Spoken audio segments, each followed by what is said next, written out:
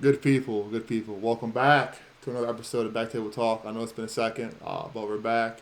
I'm very excited. Just to go hop into it, man. I want to go ahead and reintroduce myself, Kyndell Overton, your host. I'm here with my brother, Khai Overton, co-host. We're here to go ahead and knock out some stuff for you. I know it's been a while. Just life's been happening, Ravens stuff been happening, but we're back locked in. Let's go ahead and get it going. The past 72 hours, the NFL draft occurred. If you're not aware, Ravens fans, I think you're aware. Eric DeCosta had, in my opinion, one of the best drafts he had in the past couple of years. Just kind of switching the vibe of the team and just the direction clearly with this draft, and I'm very excited and I'm ready to hop into it. Let's get into it, boss. Let's go. All right. So at pick 14, I think everybody knew this was coming. The Ravens got it right, man. They took Big Vanga. They took Olaivavega Ioane from Penn State, guard, 6'4", 320. He's a tough, no nasty. I mean, he's a nasty, no nonsense lineman, man. Really just shows up every snap, plays very tough. For the tape that I've seen, athletic. I saw a clip of him kind of line up in the slot and swinging across and laying out that linebacker from UCLA. Honestly, when I saw that clip probably in like February, I knew it was time.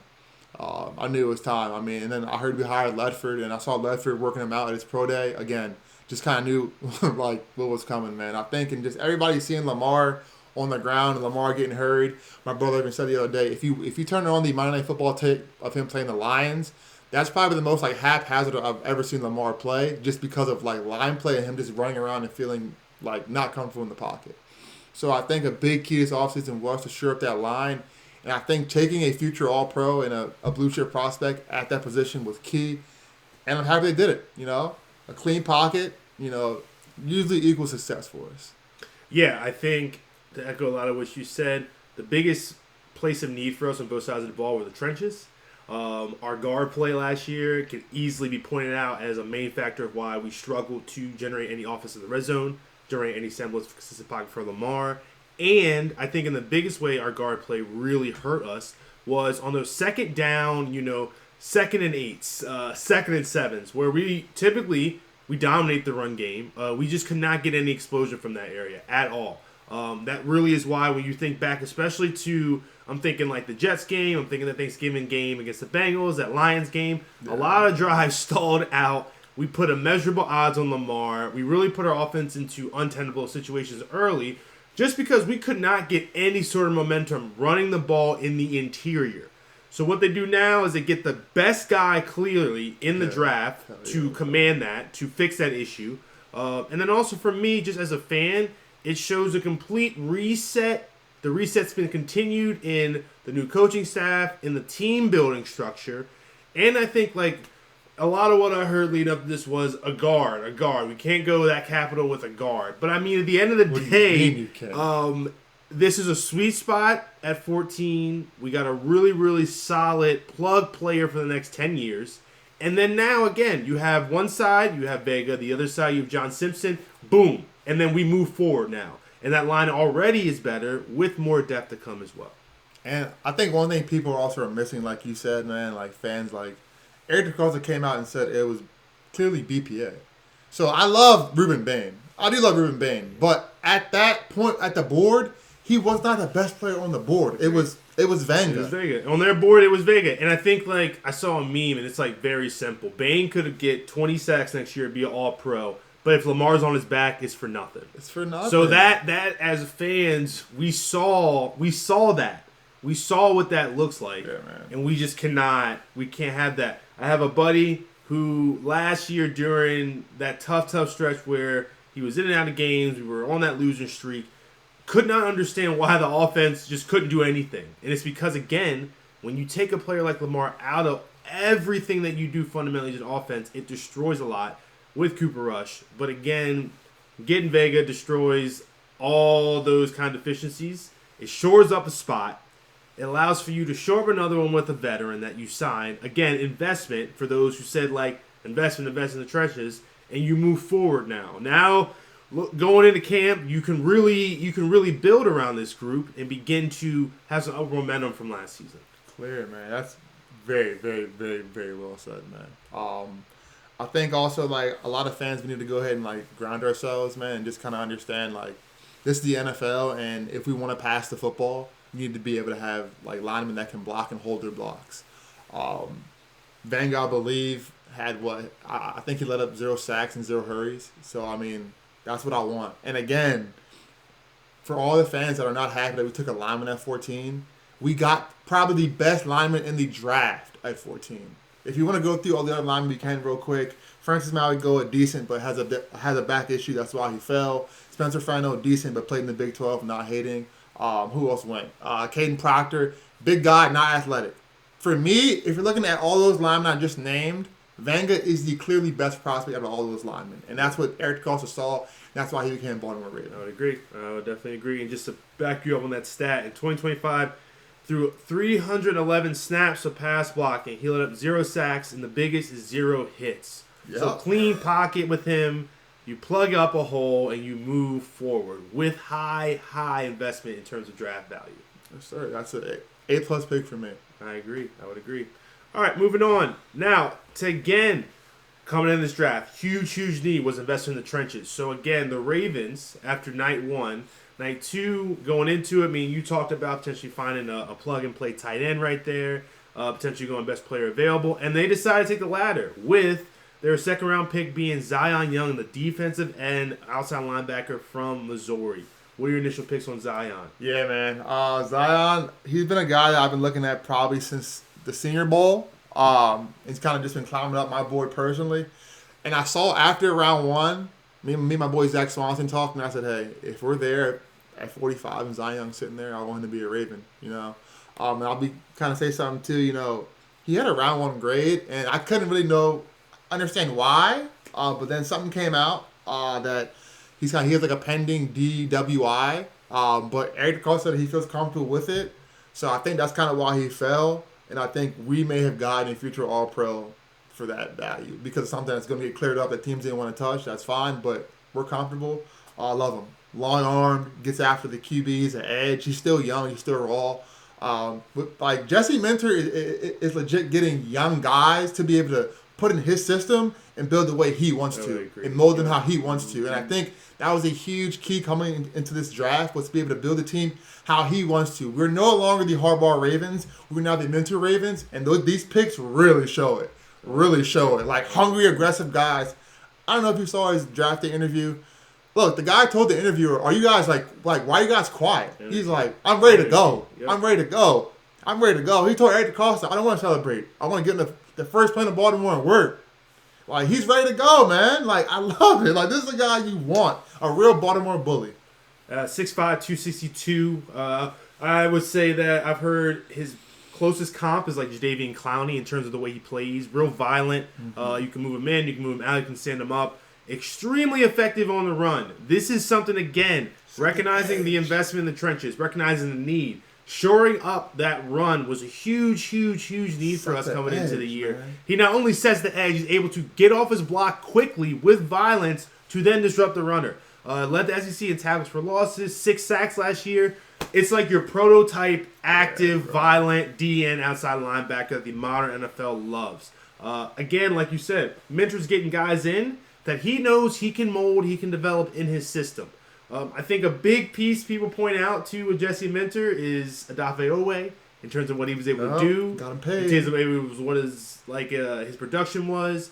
That kind of turnstile development, that is now what we're getting ready to see as an entirety of a defensive unit. So I just can't wait to see Zion in our system. I can't wait to see what they do with him.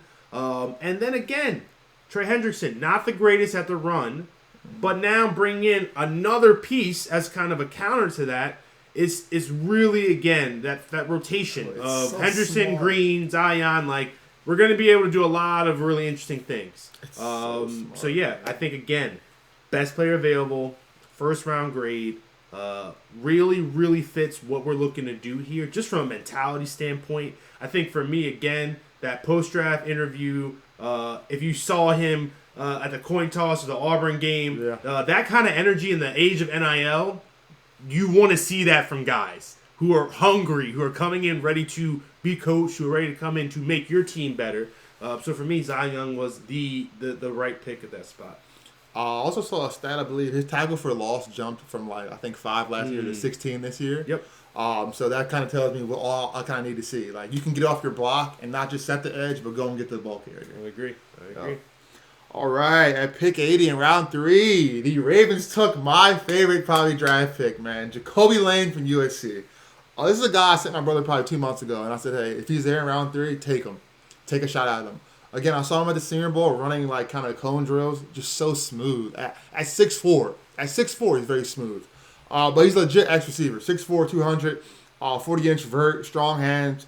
He plays way bigger than his frame in the red zone, gets up and goes and just goes and get the ball. And truly, that's something we've been missing here in Baltimore for years, man. Really. I think right now a knock on him is that he currently has separation issues, but I'm fine with that early. I'm not drafting him to kind of be polished already. I want him to work and develop and just give Lamar a real red zone target that can kind of play above the rim and kind of just be there for him and just throw those jump balls and win them. Lane does that. So I love it because like it just changes things in the red zone immediately, man. No more stupid rollout plays. Like throw it up and go get it. So I love the pick. I hear people crying about it was too early. It's not, man. You go get who you want. And again, he was the best player on our board at the time. I would agree. I think for me, again, like you said, recognizing where we need that investment in our receiving room. It's diversity of types. It's variety of types. We've been missing this big X guy. Huge factor last year. This is the theme of the draft class, going back to last year's struggles and immediately plugging them. We went from one of the best red zone teams in 24 to one of the worst in 25. What they are now doing is giving Lamar answers to that. Jacoby Lane, 12 touchdowns as a sophomore. Yes, he had only 8 last year, but again, red zone threat. Massive red zone threat. I think for me, what is really going to be interesting is what Declan Doyle is building out with this core and this unit. Now we're seeing the pieces of the Zay, of the number 1. Of the Tez Walker, of the deep ball threat, that vertical guy. Of that Rashard Bateman, of that precise possession receiver you can kind of move around. And now you add Jacoby Lane to kind of like be an extra X guy in the red zone with the Mark Andrews piece. We'll talk about the tight ends. We're seeing the vision kind of take hold. It's going to be real interesting. Yeah. Like you said, man, I think also another aspect of this is just we've always talked about it. I think often that wide receiver room got a little stale. And I think like this is going to bring some energy and some competition. I've seen people say like they want to see Lane push Bateman. I do. You know, I think Bateman needs this, you know, a little kick in the rear. You know, like we got some young guys here, work. So Lane is going to come in ready to work and eat, bro. He's 6'4", 40-inch vert. We've never had that in Baltimore. I think I'm very excited to see that, you know. And I think it's also huge that Eric DeCosta, he kind of got out of his normal wheelhouse and said, know what? I'm not going to shy away from it. I'm going to draft receivers that I'm going to develop into guys that I want here. I would agree. You know, and that was a big step forward for him because that was a real knock on him. But you know what? He's doing it. So as a fan, I have to shut up. I have to because he's getting us receivers. Now it's time for those receivers to turn to guys. It's pretty simple, man. Alrighty, so I'm going to be real clear. Full disclaimer on this next pick, I immediately was not a big fan of it. But I've come to understand potentially, again, diversity of types, different kind of receivers. And we're talking about Elijah Surratt, the wide receiver out of Indiana, 6'2", 210. Led the FBS in touchdowns last season with 15. He's a consistent guy. The nickname, I think, that we were hearing kicked around is Waffle House because he's always open. In terms of just the type receiver, body control, kind of move him all around the field. Big impact, which means that his ability to make those contested catches is at a high level. If I'm not mistaken, Jacoby Lane led all the receivers in this draft class in their ability to make contested catches. Yep. So again, that shows you this is the theme, recognizing issue last year with our pass catchers, with our offense, and looking to immediately plug and play it. My issue, and the pushback I offer with the pick, and this is from my sources who are a lot more tapped into college football, especially Big Ten football than myself, is that he's a guy who at times takes plays off. He's a guy that beat up on a lot of subpar competition. And it's a guy that when you saw went out injured, the next guy up was immediately able to just match, if not better, that production last year too. So, again, I appreciate, more diversity, more variety. I just, again, question if this means, if you look at Rashard Bateman, if this is potentially Doyle's, if not answer, maybe replacement for Rashard Bateman type in his offense is very interesting to see because you won't find many bigger Rashard Bateman fans than myself. And I think it's more of a usage while we haven't seen consistency with him, less than a talent issue. But like I told you, it seems like the theme, they're going to throw these guys in the room, they're going to open up camp, and they're going to let competition decide usage. And I think when you put a bunch of talented guys in the room and you let that be the theme versus the hardball ethos of, try hard guys, really special team focused guys, when you're really bringing in true talented receivers and you're going to let them figure it out, I think we're going to get good results. So I'm a little bit, TBD on this pick, but we'll see how it all pans out in camp. Yeah, I'm honestly total opposite. I love this pick. This kid's a true gritty, dog. If you know, obviously born and raised in Baltimore. He went to St. Francis Academy, Baltimore. He's a pit bull. He's a pit bull. This guy doesn't take no for an answer. Started out at St. Francis in PA, which is now D3, but what was a D1. Went to JMU with Cincinnati, cooked. Went to Indiana, cooked. So therefore, he knows that every level I go up, it requires more. So that's why I'm not really too nervous about the he takes plays off narratives. Whatever you want to say, that's fine. But the proof is in the pudding. He led FBS in touchdowns. He won a natty. He can ball. One of my red flags is he's a bit older. So I think it has to click. It has to happen soon for him. And kind of like you said, it is a bit repetitive because he just took lane. But I guess they kind of make sure that they hit, They don't want to miss. And again, that leads into EDC is bro, I'm not going to miss. I'm not going to miss. We are going to get an extra receiver, whether it's Lane or Surratt. So I like it. I'm a big fan of the pick. And again, the theme also is give Lamar Jackson weapons. He needs weapons. I have said over and over and over for years, and I have clamored at the table. Yep. I'm tired of him passing to Walmart receivers. Give him weapons, guys that are elite. And it seems as if we have gotten two of the most elite contested pass catchers in college last year. So for that, I'm grateful and I'm thankful, and I love it. Yeah, I think, again, it goes back to that theme like you just touched on again, giving Lamar more weapons, more variety, more diversity. And let's see what it's going to be like. I think a big piece with this draft class is trusting the process and letting the first draft class and new regime kind of play out. And we'll see how it goes. So our next pick, we're going to head over to another room that needed an investment for a lot of different reasons. Outside of talent, it was just empty. So the next pick was Matthew Hibner out of SMU. Hibner's a really interesting prospect, a little bit older, 24 years old. 6'4", 251, ran a 4.5 40. Last year at SMU, he had 31 catches, 436 yards, and 4 TDs for a 14.1 average. He had a big bomb of 80 yards he took to the house last year as well. It's a really interesting highlight. But the biggest thing is, again, we were probably debating this position the most, I think, going into the draft. Yeah. After losing Kolar, having Doyle come in, looking at what he did in Chicago with Komet, with Loveland, you knew that this was going to be a focus of the offense. So we debated a lot of names. And for me, Hibner was on the list, but I did not think he was going to be there potentially. And I thought that the Ravens would prioritize other guys. It seems like he made a huge impact. They traded up for him. And for me, again, this represents them immediately looking to replace that yak kind of tight end in that offense. Replacing that likely type. Another contested catch guy. Another red zone threat guy. So for me, I love the pick of Hibner. 24 years old again, so... Eric DeCosta loves to talk about second, third contract guys. We'll see in that aspect. But, yes, again, bringing more talent back into a room that lost them. Yeah, I like the pick here. I wasn't as high on him as I guess the Ravens were, but I'll take it. 6'4", 251. I kind of love the height. I saw a lot on Twitter in places that he kind of has a similar style game to Likely. I hope so, because losing Likely, we kind of lose that yak ability. And I think I'm going to go ahead and address the elephant in the room. I mean, I love Mark Andrews, but, he's older. And you have to get younger. And if you can't produce at the level that you could before Mark, we're letting you know that someone else will do it. All right? So that's also something big here for me. So I love the pick. I know some people were mad about taking it, so I guess trading up to get him. But for that reason I just said, we cannot have another year of mediocre tight end production.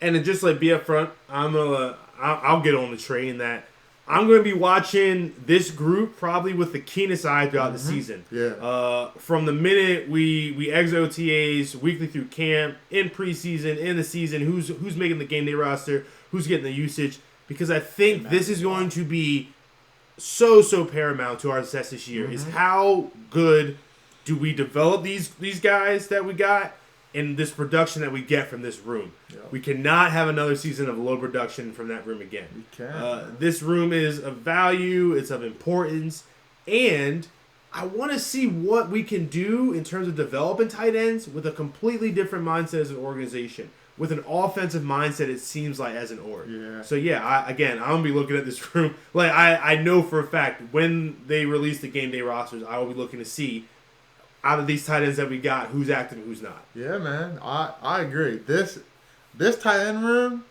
and the offensive line room, I think throughout the year, I'll be keeping tabs on game to game who's getting rostered and who's not. For sure. Definitely, man.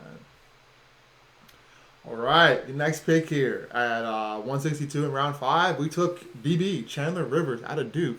Kind of caught me for surprise, but I know Eric DeCosta has an affinity for DBs, so I knew it was coming. All right, this is much-needed depth at corner, so pretty on brand for us.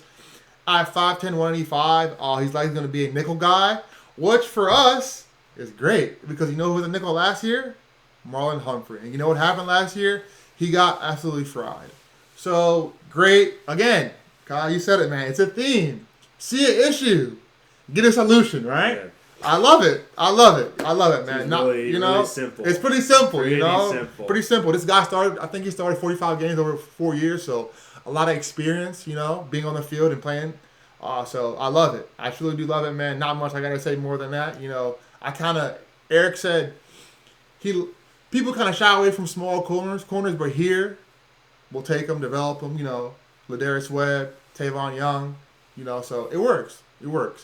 So I personally like the pick. Yeah, we go back and forth about this, especially after you told me the comment from Dion about small corners. Again, just from being a Ravens fan, I know the value of a nickel guy. Yeah. I know the value of having a dog there. I know the value of having someone who can just kill the middle of the field for you and drop that off. So I always will be pounding the desk for a nickel. Amon St. Brown, Adam Thielen,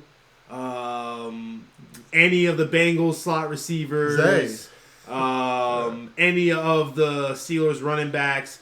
They destroyed us last season because we had someone who was in that position that was not supposed to be in that position. Can't cover. We needed this. Chandler, I will be looking at your name as well because I need to make sure that you're making the game day rosters. Yeah, because now, again, like receivers, we got a bunch of competition in that corner room. We got 2 corners who didn't play last year because of injury coming back fully healthy. We got TJ Tampa, who is now, it's about time for you to put up or shut up. What are you? We have Nate Wiggins. We're now looking at you to solidify yourself as an elite NFL corner. And then you have Marlon Humphrey. So we got a group in there that it's time for us to see what these guys are made of. And this new system is going to force that. So I love to see that we added Chandler Rivers to the group. And yeah, like you said, Ladarius, Tavon, a shutdown guy, physical, fast, and can also be put in those pressure situations and perform. He did a lot at Duke, and I'm excited to see. Yeah, man. I mean, people forget, man. Duke won the ACC last year. So he played a big part in that. A big part in that. Alrighty. All right. This is again looking at our tight ends. This is a name that pretty much since he's been at Bama has been floating around as one of the top guys in college football. And to be honest, I was shocked that he was still there for the Ravens to get. This is a mix of a best of both worlds with Josh Cuevas. You're getting the 6'3", 245 true tight end. He wants to put his hand in his dirt. He wants to block you. He wants to set the edge. He wants to be an asset in the run game blocking. If you go back, probably the best blocking SEC tight end, maybe the whole time he was there as a starter, if we're being honest. And then as a receiving threat, extremely capable and a lot of room to grow. Was not asked to do a lot of Alabama.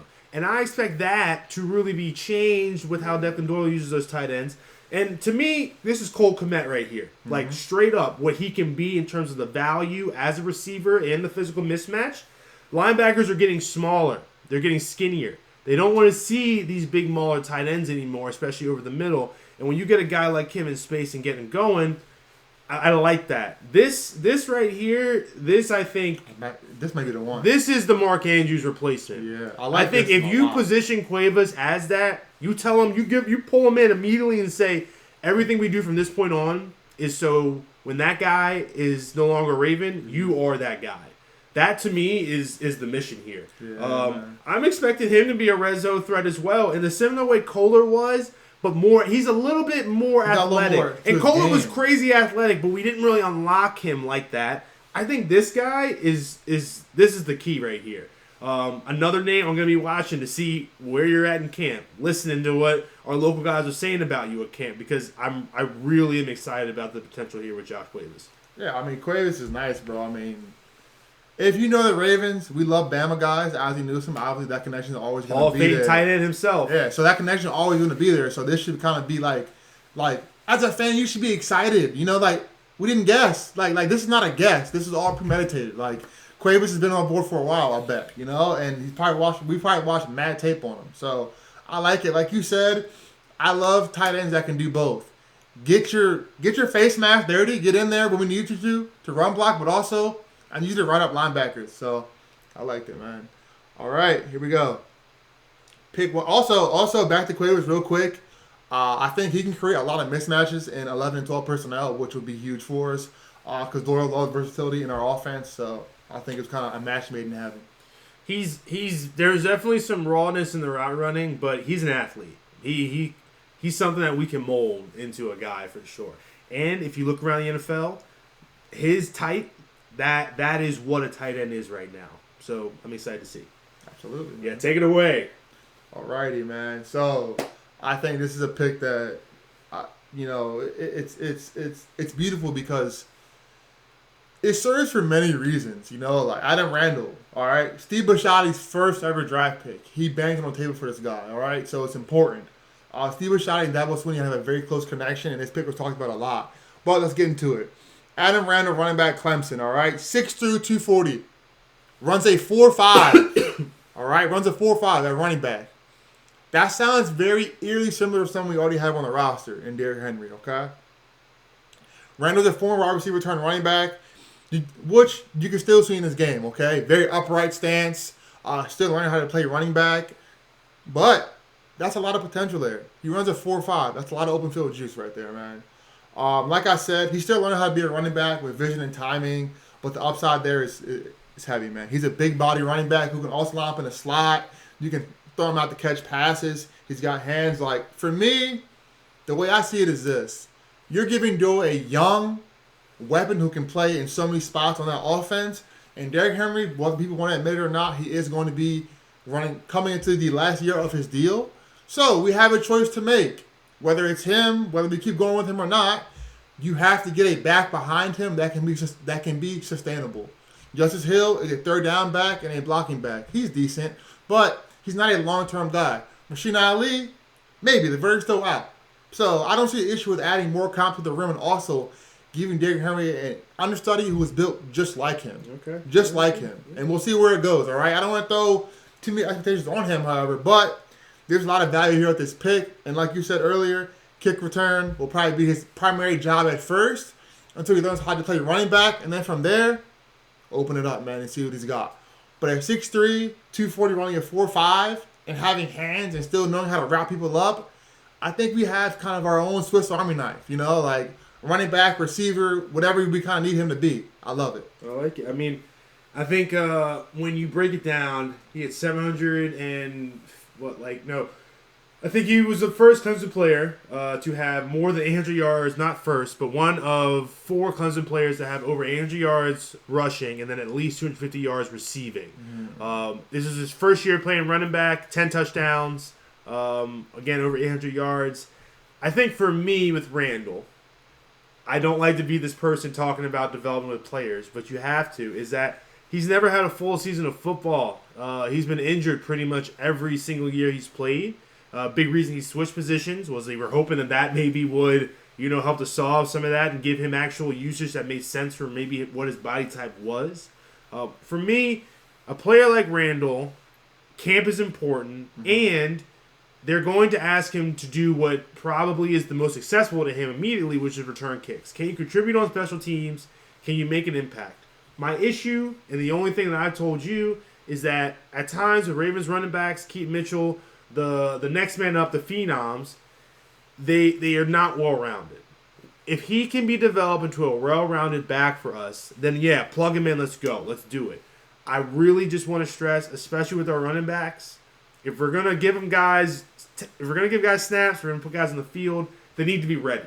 We cannot put guys who can be liabilities. Keaton Mitchell was liability in the blocking game. Justice Hill is not. That's why Justice Hill gets on the field. It will be the same way with Declan Doyle. If you cannot block as a running back for him, if you cannot be effective in the red zone as a running back for him, if you do not catch the ball when you're giving the opportunity as a running back for him, you won't get on the field.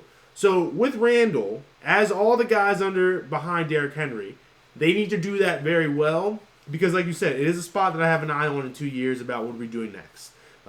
This was one of the poorest running back class probably in recent memory. And next year, I don't think it's supposed to be even better. So you need to hit on the guys you have now.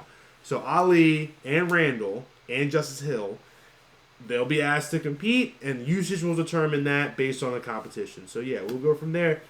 It is exciting to think that we have a running back who is as big as a tight end.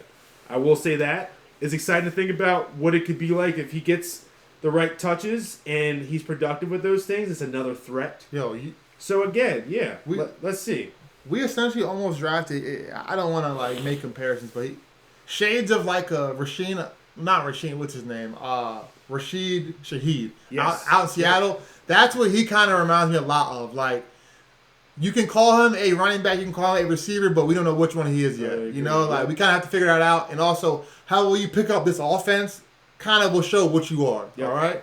And that's where I think we're at with him. All right. This is a quick one. I won't spend too much time on it. But at 211, we took the first punter off the board. Ryan Eckley. Some say he was the best punter in the draft, which is kind of why he went to us and was the first punter off the board. Jordan Stout left for New York, which is he's now the highest paid punter, so that left a big hole. We filled it pretty simple. I think punting is important, so I think getting that job done was good. Nothing much more on that one. All right, here you go, my man. All right, again, we're going back to a theme. Big theme is death. Broderick Washington. Ideally, I would not see him on the roster coming into this season, but he might be. Torn Achilles. But the biggest thing is, man, is that when Nnamdi went down, it was just Travis Jones and Tavian Bryan we signed off the street, and then John Jenkins. We need to keep bringing in young defensive hungry tackles into that room. The Ravens have a great track record of developing those guys, as the reason why we have Broderick Washington and Nnamdi. So I'm excited that we got Rayshawn Benny. We have his coach now. His previous D-line coach is now his current D-line coach of the Ravens. He was at Michigan. So again, the Michigan connections. And listen, if Peebles and Benny can get developed and they can become effective, that is the kind of depth that you want. You want young, hungry, trench depth. So I'm excited about this. I know I heard some people kind of beating the table for Dominique Orange out of Iowa State. That was an intriguing one. I was hoping to see what they would do there. But again, the Ravens focusing on trenches here, focusing on direct need in the trenches, which is getting young, getting more explosive, getting a little bit more effective against the run, another run stuffer. And so, yeah, I'm excited. I love the pick, man. I love the pick. Run stuffers.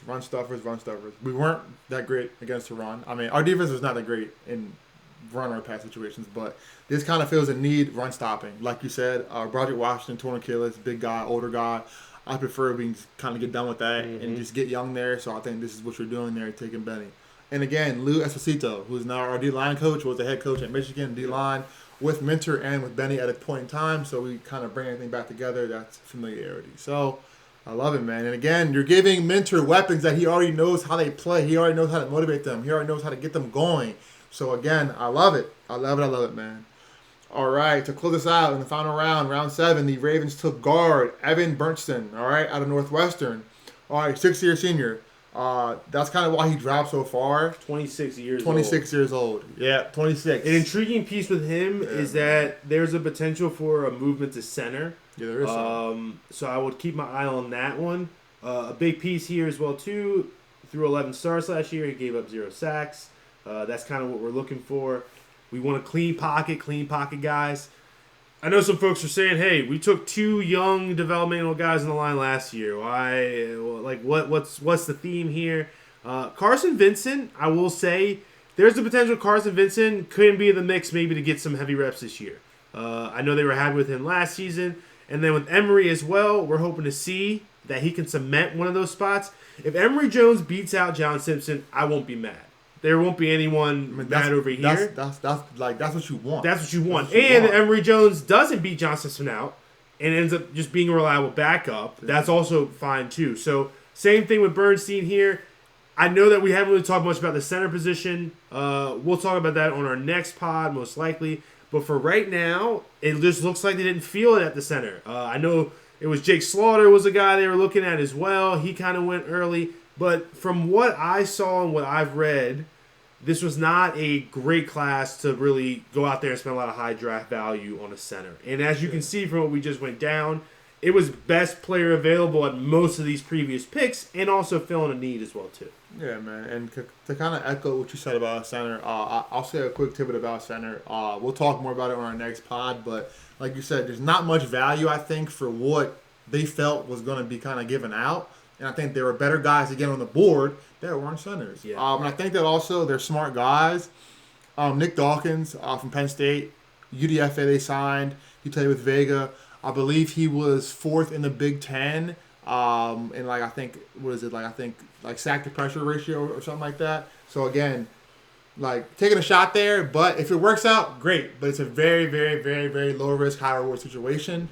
So they're smart, man. Every pick that they put out, I believe, is going to help this team. And in my opinion, is going to take us to a new level and get us where we haven't been before. And I think when you look back, you think about where we sputtered at it. It's in tough situations, either on offense or defense. And I think you get guys that understand, look, when you get to that fourth quarter and those final spots, be perfect. Just be perfect. And just do what you're supposed to do. And on offense, I'm selfish. Give Lamar as many weapons as possible. And I think in this draft, I can say that we've done that.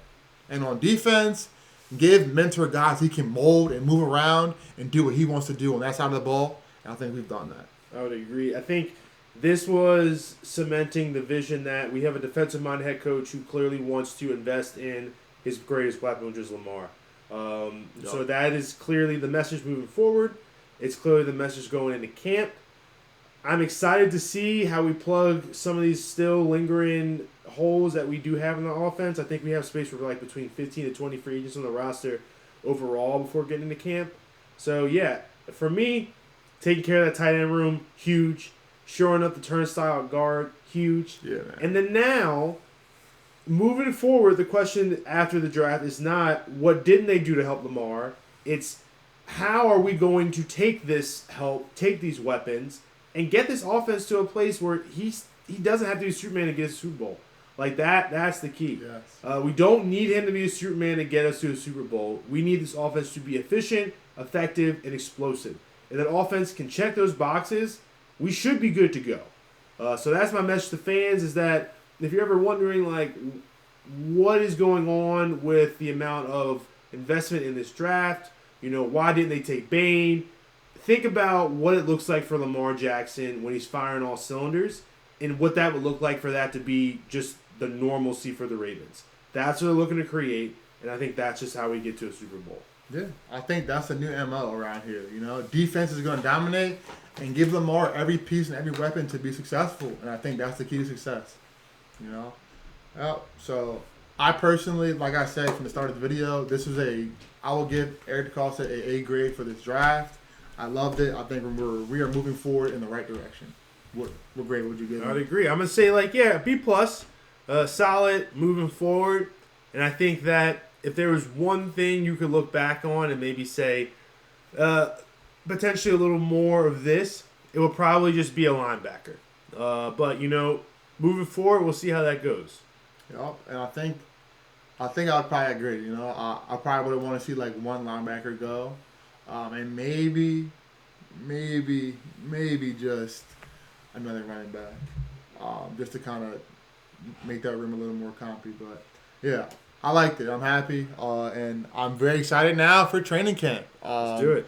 Let's do it, man. Let's do it. And like you said, I'll be watching very closely preseason this year. Let's do it. Because I want to see who's getting the offense, who's understanding, and I want to see what Doyle's offense looks like too. So I'm hyped, man. But thank y'all for tapping in with us, man. We'll have some more content coming for y'all again soon. Please like, comment, and subscribe. And we're out. Peace. Peace.